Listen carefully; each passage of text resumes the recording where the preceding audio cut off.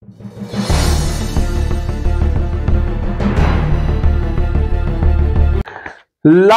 करोड़ों दुरूदो सलाम मोहम्मद मुस्तफ़ा सल्लल्लाहु अलैहि वसल्लम उन पर और उनकी आल औलाद पर। अस्सलाम वालेकुम, मैं आपका होस्ट हसन शहबाज, आप देख रहे हैं मेरा डिजिटल चैनल।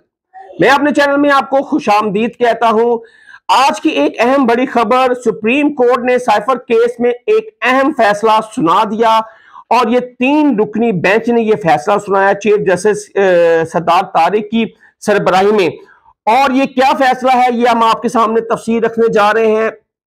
और चीफ जस्टिस और इलेक्शन कमीशन की आज 3 बजे अहम मुलाकात है और ये मुलाकात इलेक्शन के हवाले से है। जो शिकायत कुरिंदा ने दरख्वास्त दायर की है सुप्रीम कोर्ट में, उस सिलसिले में चीफ इलेक्शन कमीशन और चीफ जस्टिस की आज एक अहम बैठक होने जा रही है।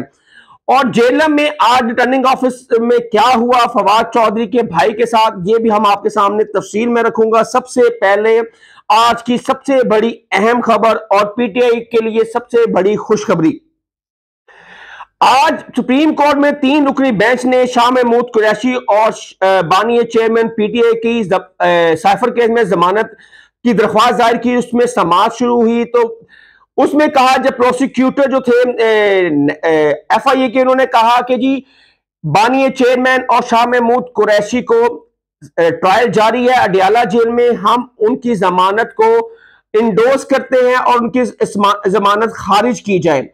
उसके बाद इमरान खान के वकील ने कहा है कि साइफर डी कोड हो चुका था। जब मेरे इमरान खान ने उस तकरीर में लहराया तो उसके बाद डी कोड होने के बाद उन पर कोई जुर्म साबित नहीं हो सकता। ये डी कोड होकर फिर उस वक्त के secretary, principal secretary Azam Khan ने ये इमरान खान को ये साइफर का खत दिया था और उन्होंने कहा कि प्रिंसिपल सेक्रेटरी जो है आजम खान, वो मादावाब गवाह भी हैं। प्रोसिक्यूटर ने कहा उनके हलफनामा पे उन्होंने अपना बयान भी रिकॉर्ड करवाया है कि इमरान खान इसको सियासी मकासद के लिए इस्तेमाल करना चाहते थे।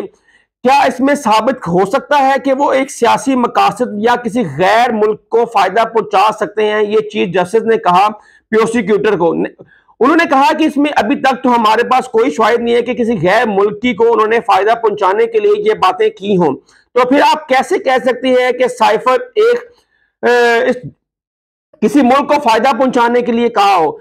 उसमें कहा कि चीफ जस्टिस ने कहा इमरान खान इस केस में मासूम भी हैं और अभी तक उन पर कोई फर्द जुर्म आयद नहीं होती और इस पर कोई जुर्म साबित नहीं होता कि वो किसी मुल्क को फायदा पहुंचाने के लिए ये उन्होंने किया हो। फिर इमरान खान के वकील ने कहा कि आप मेरे जो मुल्जिमान हैं, जो मेरे दोनों, उनको आप जमानत मंजूर कर लें।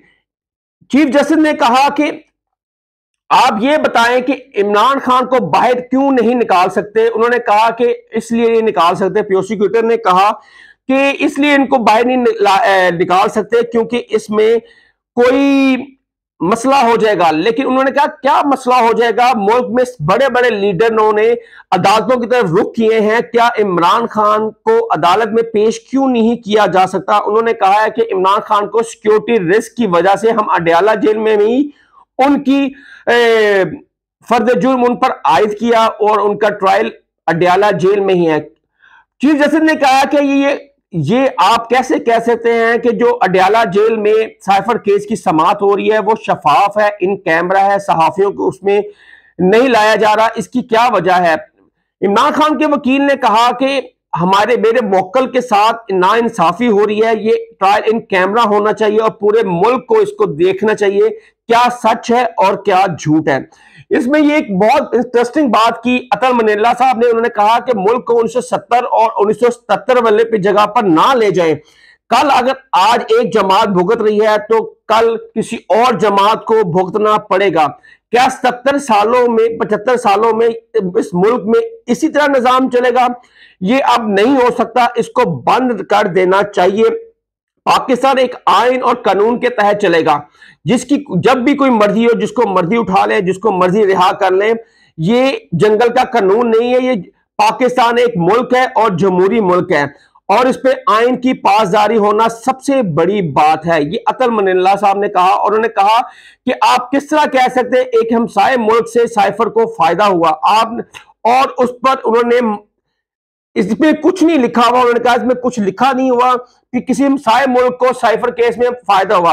आपके, उन्होंने कहा कि कल इस्लामाबाद में जो हुआ बलोचों के साथ, क्या उसकी वजह से आपके हमसाये मुल्क में खुशियां नहीं हुई होंगी? ये कहना था चीफ जस्टिस ऑफ पाकिस्तान को, प्रोसिक्यूटर को। उन्होंने कहा कि हमें इस पे कोई भी शवाहिद नहीं मिलते जिसमें इमरान खान और चेयरमैन पीटीआई की जमानत को रोका जाए। उनको 10-10 लाख के मचलकों के एवज उनकी जमानत को मंजूर किया चीफ जस्टिस ऑफ पाकिस्तान ने, और उनको रिहा करने का हुक्म दे दिया है।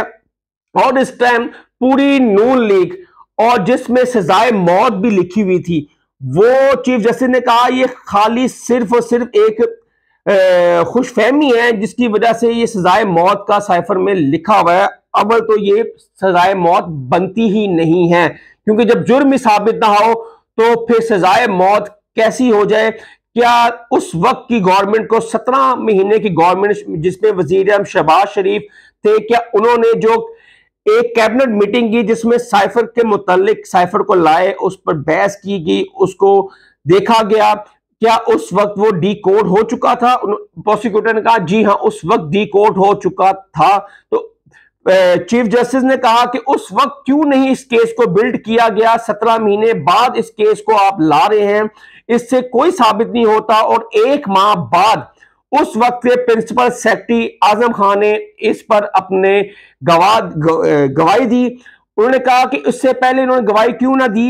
उन्होंने, प्रोसिक्यूटर ने कहा उन पर दबाव था पीटीआई की तरफ से, इसलिए वो रूपोश हो गए थे। महीने बाद आके उन्होंने एफआईए में अपना 464 का जो रिकॉर्ड बयान करवाया, और उन्होंने कहा है कि ये सारा कुछ उस वक्त के बानी चेयरमैन वजीर आजम ने अपने सियासी मकासद के लिए इस्तेमाल किया।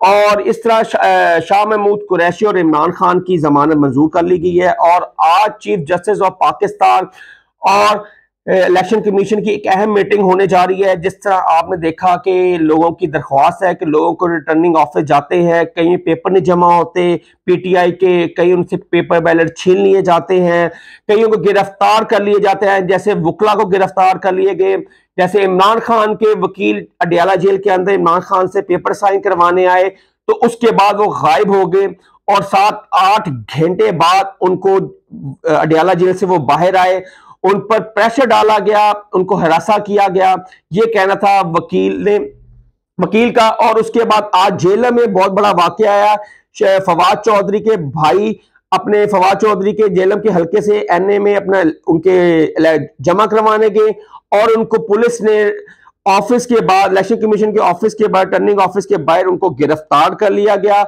उनका कहना है कि फराज चौधरी पर दीगर मुकदमा दर्ज हैं और पुलिस को वो काफी महीनों से मतलूब थे, इसलिए आज उनको गिरफ्तार किया गया है। और ये सिर्फ इमरान खान पीटीआई को इलेक्शन से बाहर करने के लिए, कि मियां मोहम्मद नवाज शरीफ मिर्जा यार नचे खुद ही नाच रहे हैं, अकेला ग्राउंड है, नंबर 1 भी खुद ही आना है, नंबर 2 भी खुद ही, नंबर 3 भी खुद ही, नंबर 4 भी खुद ही है। वो अकेले दौड़े हैं, उनका दूर दूर तक कोई सानी नहीं है। मेरे कायदे मोहतरम मियां मोहम्मद नवाज शरीफ के दूर दूर तक कोई भी मुकाबला नहीं है, क्योंकि नंबर 1 भी वो खुद आएंगे, नंबर 2 भी खुद आएंगे।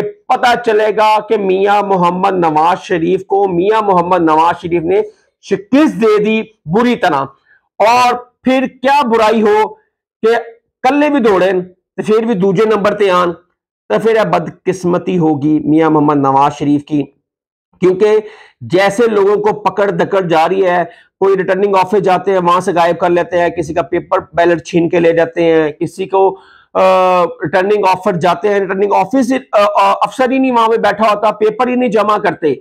और इस तरह 2 दिन तो जो इलेक्शन कमीशन ने बढ़ा दिए हैं, 24 तारीख तक कर दिया है।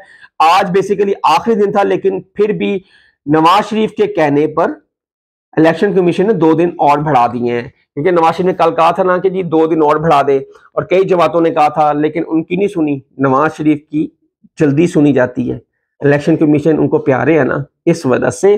और ये था हमारा आज का वीलॉग। अगर आज हमारा वीलॉग आपको पसंद आया हो तो उसको लाइक और शेयर और सब्सक्राइब जरूर कीजिएगा।